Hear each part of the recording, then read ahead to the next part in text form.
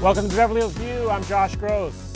Our guest tonight, former County Supervisor Zev Yaroslavsky. Zev, welcome back to the program. It's a pleasure to be here, Josh. Thank you. We spoke about a year ago, just when you were retiring from the County Board of Supes, and where we left off, you said you wanted to dabble in a few different jobs after you left office. So fill us in on what you've been up to since you left the board. Well, I'm at UCLA, and I'm very happy about it.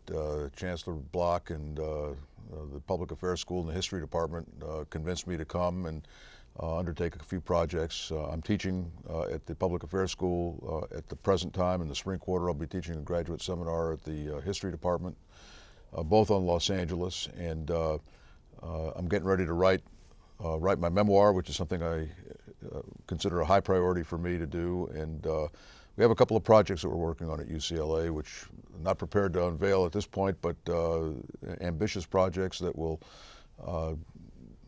test the waters in terms of the LA County residents as to what their quality of life is like, and hopefully inform public policy in that regard. And then I'd like to leave a legacy at the schools. It's my alma mater.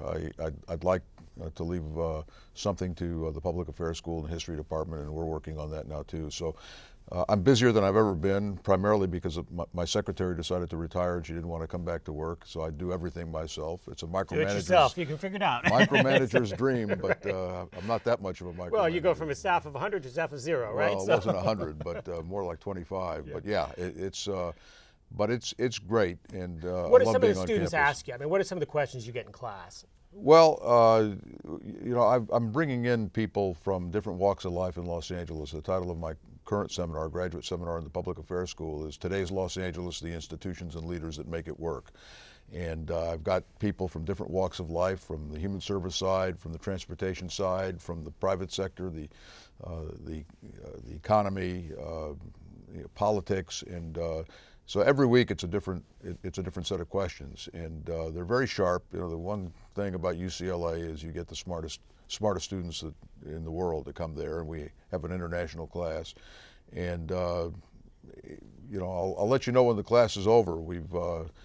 They pepper me with questions every day, and interesting questions. You know, both career type questions. How do I, you know, navigate the field to get to where I want to go, and what was it like when you were in office?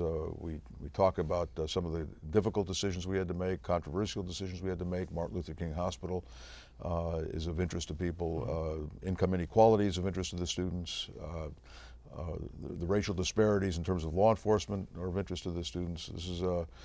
These are people who are pushing the envelope intellectually, and they keep me young. I love being around the smart students. You've done a series of lectures too through the History Department, yeah. And one of which I attended was right when you were retiring. You did a sort of an overview of 40 years in government. Yes. Packed room, might I add. And one of the things you said, which I've since quoted, and I'll tell all our viewers, was good judgment comes from experience, and experience comes from bad judgment. Did I paraphrase that correctly? Okay, well, tell us a little bit about that quote. 40 years in city and county government, how does experience come into play?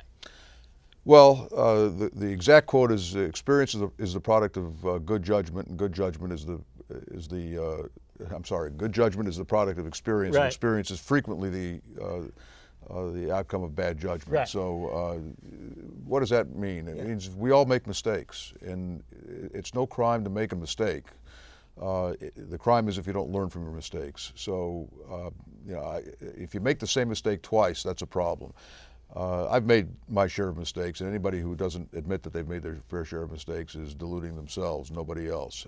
So the key is to learn from your mistakes and perfect your craft. My craft was public policy and you know, politics, and so the lessons that I learned from the mistakes I made helped me avoid making those same mistakes again when the stakes might have even been higher.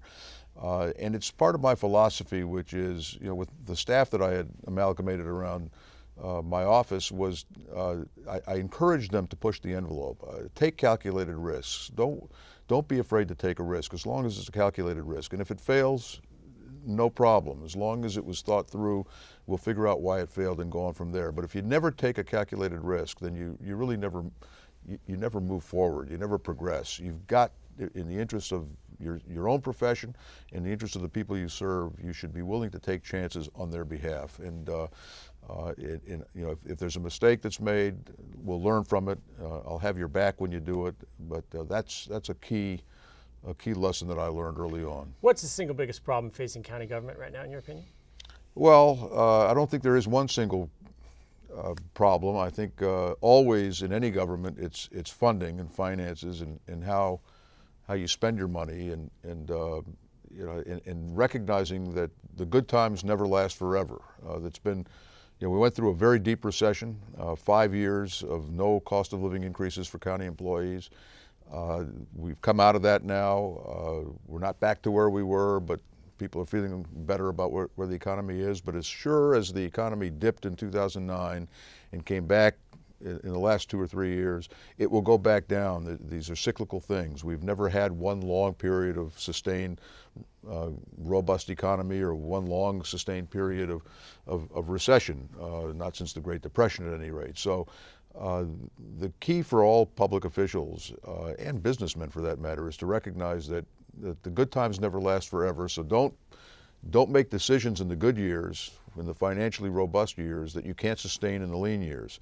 And okay, but your board held the line on raises, and yeah. After significant pressure from labor and others to, for example, to go along with 350, which the county did not go along with. Yeah. A number of other municipalities, including Beverly Hills, did go for 350, and that's had enormous pension ramifications. Yeah, 3% for every year, 3% of your salary for every year you worked, and you start to collect your pension at the age of 50. Right, which is unsustainable. It broke a few municipal governments in California. Right. And we were one of the few governments in California that didn't take the bait. Was that because you remember the Orange County bankruptcy was fresh in the mind of your board? Absolutely. Yeah. It was that way because it was plain arithmetic.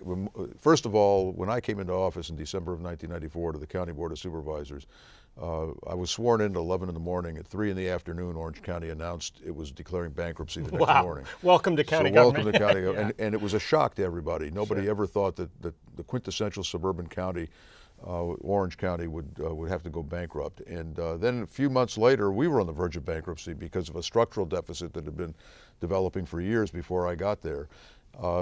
We got through that painfully, but we did. And all of us committed in our own way never to allow ourselves to get into that situation again. And how do you avoid doing that? A very simple proposition. Live within your means. Don't undertake ongoing expenditures in the good years that you won't be able to sustain in the lean years. Take care of, you develop a partnership with your employees and your employee unions and ask them to partner with you in the lean years so that we can get through them without massive layoffs or any layoffs. We did not lay off a single person during the recession of 2009 through 2013. The city was laying off several thousand employees, City of Los Angeles. They furloughed several thousand more. It was tumult over there. The county asked its employees to not accept, to not demand, and we wouldn't give a cost of living for that period of time. Everybody would continue to work. Everybody would continue to put food on the table, and when the economy turned around, we'd make it up to them, and they have been made up to now. The new board has given them a very decent wage Well, that's increase. my next question, though. But there's been some political changes. There will be again next Yeah. year. Do you feel that the board is now in a position to really give away the store, so to speak? Well, they shouldn't give away the store, and there are some things that they gave that I wouldn't have given. An extra week vacation for people who had worked beyond a certain amount of time, an extra holiday. The county has a lot of holidays, almost as many as France, and they're notorious for their holidays, Right. or Israel. And so they gave another paid holiday. All these things cost money, and a 10% pay raise or cost of living increase over a 2.5-year period, which I don't think in and of itself was out of line. I think they had the money. We went 5 years without a cost of living increase.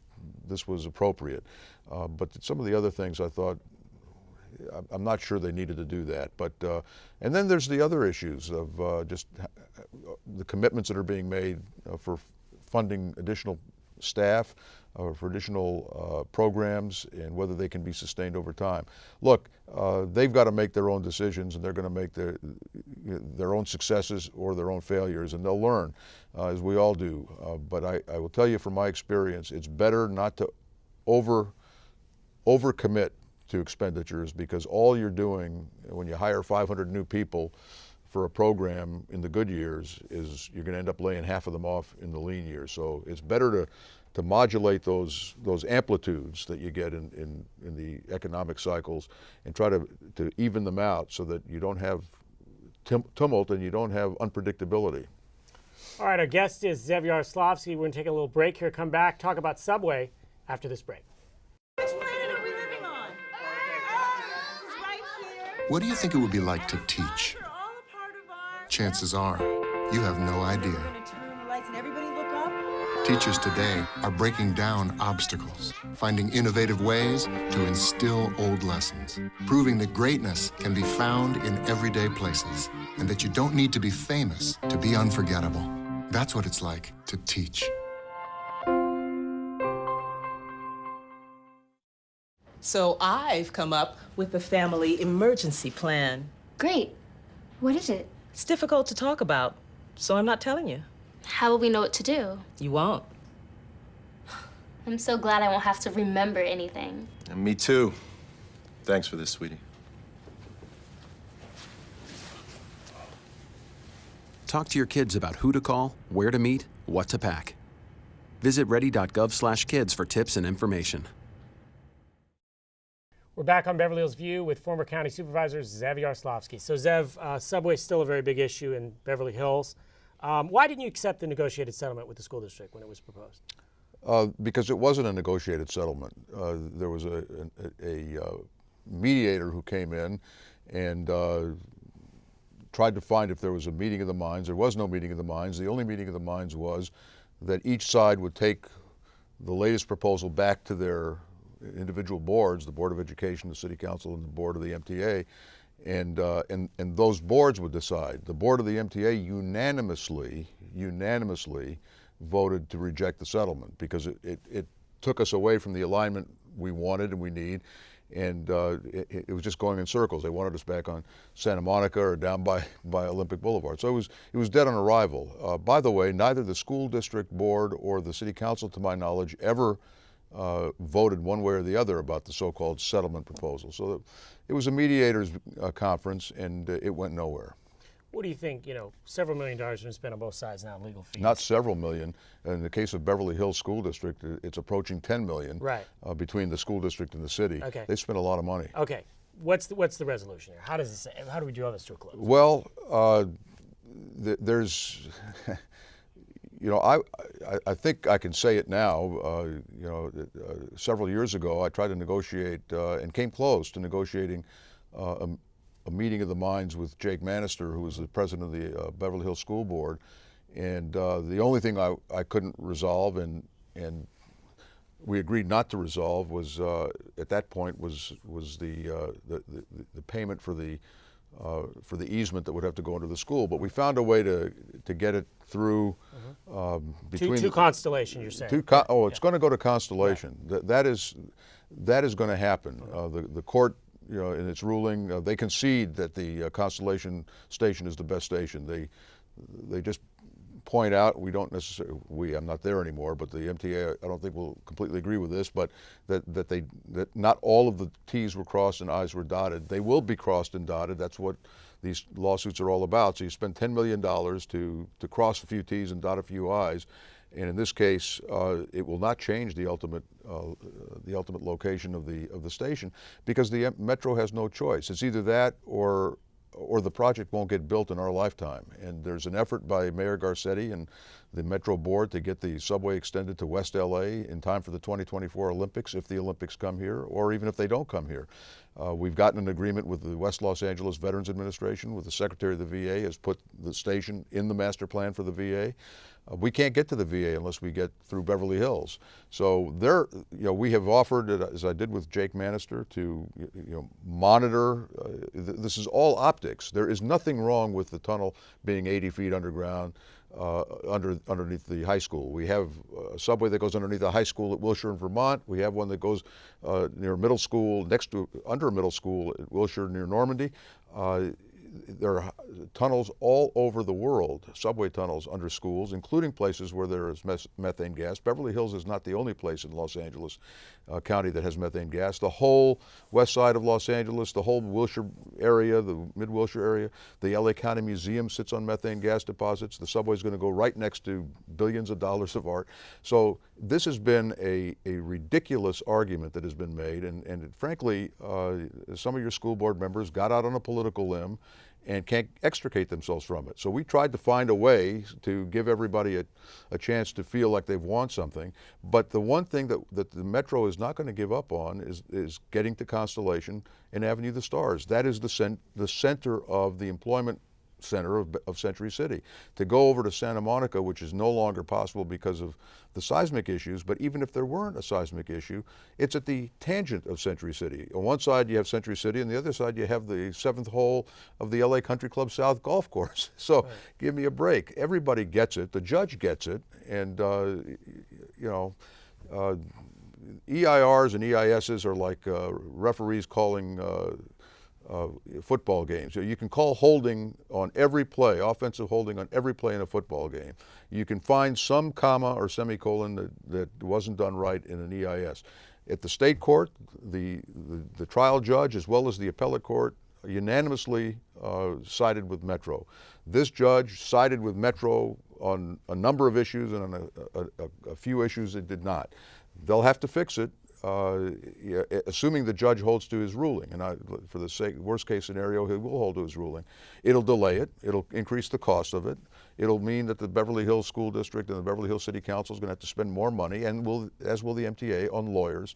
And at the end of the day, the result will be the same. It's just how long do you want to wait and how much money do you want to spend? Okay, but looking back at it, with a 360 view, it really was the ruling that the school district got that they could use bond money for lawsuits that changed everything, right? I mean, were it not for that, yeah. we wouldn't be discussing this today. Well, I'm not sure that it was legal for them to use bond money for lawsuits, and that's beyond my pay grade, but I think that's an issue that needs to be raised, and it was an issue that inferentially was part of the last school board election. Well, do you think any voter voting for a school bond ever thought that $10 million of their taxpayer money would go to a lawsuit? No, and I'll tell you something else. The school board has been talking about putting another bond issue in the ballot this year, and one of the things they want to spend the money on is to build a garage that is 4 stories underground, 1,500, somewhere between 1,000 and 1,500 spaces. Let's say it's 1,000 spaces. Right. At $75,000 to $100,000 a space, you're talking about close to $100 million, somewhere between $100 and $150 million. For what reason? Nobody, I guarantee you, there isn't a school district or a school in the United States that has a 4-story subterranean garage anywhere. It's a colossal waste of money, and if the taxpayers of Beverly Hills want to assess themselves a property tax increase to build a 4-story subterranean garage in order to frustrate Metro's ability to get to Constellation, they ought to vote against, people in Beverly Hills should not allow that bond measure to pass with that provision in it. And my bet is that it'll be hard to get even the 55% for that purpose. I mean, this has become a tail that's wagging the dog. There's 1 or 2 school board members, maybe 3 school board members, who are willing to spend the school district blind until it goes bankrupt just to make their point that they can stop Metro. They're not going to stop Metro, and Metro has been willing to negotiate any number of options, except options that are implausible, and the Beverly Hills keeps coming back with, we want, if you'll do it this way, we'll agree to it. Well, this way is impossible. We can't take a subway route that has an S-curve in it getting to Century City to go around down to Olympic Boulevard around the athletic field. That's not going to happen. Nor can we go up to Santa Monica, nor would we. We've got to get to Constellation. What's the most direct way? We offered a way that wouldn't go under any buildings, and what does the Beverly Hills School District do? They say, well, we're going to put our parking garage right where you want to put your tunnel. And if we had said we'll move our tunnel over here, they would have said we'll put our parking garage there. To my knowledge, they still don't have an approved final master plan. Right, no they don't. They don't. Okay, well, this segues to another good point, which is 1 year out of office, but you still got some strong opinions. So how do you balance now being a civilian, being out of elected office, but obviously you still have some strong opinions. So how do you balance that? Well, I'm busy. I keep myself not with busy work. I have some ideas of what I want to do, and I'm fortunate to be at UCLA, where I've had great support to do some great projects. I'm going to write my memoir. I've got 4 balls in the air. And let's talk about your op-eds for a second. You've had a Yeah. couple great op-eds in the LA Times. And one particular, which we'll get to real fast here, is the county cross issue in the county seal. And the fact that that's even back after all of, talk about wasted litigation again. I mean, Yeah. this went on and on and on, and now they're doing it again. So just briefly, how do you resolve that? Well, the Constitution says we have a separation of church and state. The court cases have said you can't put the principal symbol of any religion on a government seal. We had a cross on the county seal some 12 years ago. We took it off in the face of an impending lawsuit because our lawyers advised us we would lose. And there were 3 votes to remove the cross. Votes changed. The new member of the board came in and gave the 3rd vote to restoring the cross back to the county seal. The ACLU, as promised by them, has filed a lawsuit. There was a hearing before the judge in November. I don't know when the decision is going to come out. It could be any day. It could be weeks or months. But my hope is that they will rule in favor of the plaintiffs, even though I was part of the defendants. I just don't believe you put a religious symbol on a seal. A seal is supposed to be for all the people. It's something that everybody, whether you're a Buddhist, a Muslim, a Jew, a Christian, whoever, whatever, that you can embrace that seal as a unifying force. The minute you start putting religious crosses or Stars of David or what have you on a seal, it begins to exclude others. I remember as a young boy, when I grew up in Boyle Heights, from our apartment in Boyle Heights, we could see City Hall. And at City Hall during Christmas and Easter, every year they would light the tower of City Hall, LA City Hall, in the form of a cross. And I remember asking my mom and dad, why do they have a cross? Why not a Star of David? I didn't understand the reasons for it. Or where you'd be 40 years later fighting in court. One of the first things that happened was the court case that went to the state Supreme Court that ruled the cross unconstitutional. So that's one issue. That's pending, and we'll see what happens. And there's too much religion in the public square, in my opinion. I think people should keep religion to themselves. And I have no problem with any religion. And religion is an important part of the fabric of American society, but it's got to be separate from the public square. We shouldn't make policy decisions based on what somebody's interpretation of the Bible is, or the New Testament is, or anything else. The great religious leaders are the ones who don't wear their religion on their sleeve. They practice it. They don't try to proselytize and impose it on everybody else. I also got involved in the Olympics issue, and I'm happy to say that the effort we made out of the UCLA History Department had an impact. Well, hold on. More specifically, you wanted very strict cost control so that the city doesn't get on the hook here, basically, That's right. if things don't go as planned. And I was very involved in the negotiations in 1978 Right. that led to the 1984 Olympic Games Right. coming here. And by the way, everybody trumpets what a success it was, but a lot of groundwork went on to make that happen for the you. only reason it was a success was because there was a charter amendment approved by the voters, which I helped write, that prevented the city from spending any money on the games. And so it forced the privatization of the Olympic Committee. They hired Peter Uberoth, who did a masterful job of minimizing expenditures and maximizing revenues, and it ended up with a surplus that amounted to 50% of the operating costs of the games. My concern about these games primarily was that there was a potential that it would be a runaway train. The single biggest cost center for the Olympic bid was the building of a new Olympic Village. Right. I advocated to both to Casey Wasserman and to Gene Sykes, the CEO of the LA 2024 committee, and to the city council, publicly and privately, that they should try to get UCLA or USC to be the Olympic Village. It would eliminate the single biggest cost risk to the Olympic enterprise. And I'm very pleased that a few weeks ago the Olympic Committee and UCLA reached an agreement that the UCLA dormitories, which are all mostly new since 1984, built since 1984, will be the Olympic Village for the 17,000 or so athletes. That tells me 2 things. One is that you've eliminated a huge risk, financial risk to the games. And number 2, that Casey Wasserman and Gene Sykes are serious about minimizing expenditures and maximizing revenues. And I don't think the city council is going to put any cost controls, but I think they're going to try to to discipline themselves and the Olympic Committee not to go haywire, financially haywire. Right. And this was the first big test, and they passed it with flying colors. Okay, 60 seconds. Just tell us real fast. You're close friends with Councilmember Willie Bryan, who's announced that he's leaving the council. Yeah. Do you want to just say a little bit about Willie? Well, Working with Willie? You know, I've worked with a lot of elected officials in my day. Willie Bryan is one of the most courageous, if not the most courageous, clear-headed people that I've known in public office. And even though he's a councilman, former mayor of a small city's government, the fact is, you know, your character isn't defined by how big or how small the jurisdiction which you serve is. Your character is sui generis, and he's got a tremendous backbone and character. I've enjoyed working with him. I'm angry at him for leaving. Aside from everything else, he's also my orthopedic doctor. Oh, God. And I've had You have to go to Houston to get your hip done. I may have to do that, but I wish him well. He has been a breath of fresh air, not just in Beverly Hills, but in the body politic of this county. Among city council members, he's in a league of his own. You got it. Zev Yaroslavsky. My pleasure, Keep Josh. it up. We'll see you next time on Beverly Hills View.